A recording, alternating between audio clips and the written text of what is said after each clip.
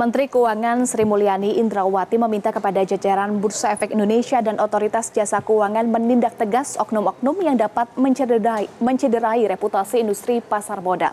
Perlindungan terhadap investor dinilai merupakan kunci untuk mempertahankan kredibilitas pasar modal Indonesia. Menteri Keuangan Sri Mulyani Indrawati meminta kepada jajaran Bursa Efek Indonesia dan Otoritas Jasa Keuangan untuk bertindak tegas mengurangi oknum-oknum yang dapat mencederai reputasi industri pasar modal.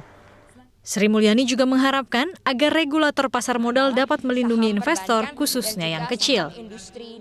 Dalam sambutannya sebelum menutup perdagangan saham 2019, Sri Mulyani mengatakan, perlindungan terhadap investor merupakan kunci untuk mempertahankan kredibilitas pasar modal Indonesia. Jika pasar modal kredibel, Sri Mulyani yakin investor yang berinvestasi di pasar modal Indonesia akan semakin banyak. Karena bagaimanapun juga pasar modal Indonesia hanya akan tumbuh menjadi pasar modal yang menciptakan pendalaman ekonomi dan keuangan apabila reputasi dan kredibilitas dari regulator maupun SRO-nya bisa berjalan dengan efektif. Dan perlindungan kepada para pemodal kecil dilakukan atas tindakan-tindakan yang sifatnya predator atau predatif. Itu adalah saya harapkan akan terus dilakukan.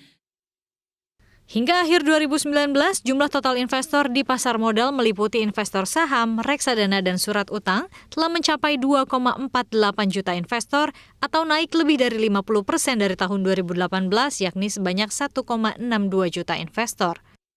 Selain itu, sepanjang tahun 2019 terdapat 55 perusahaan tercatat saham baru dan merupakan aktivitas pencatatan saham baru tertinggi di antara bursa-bursa di kawasan Asia Tenggara dan peringkat 71 di dunia. Tim Liputan, Metro TV.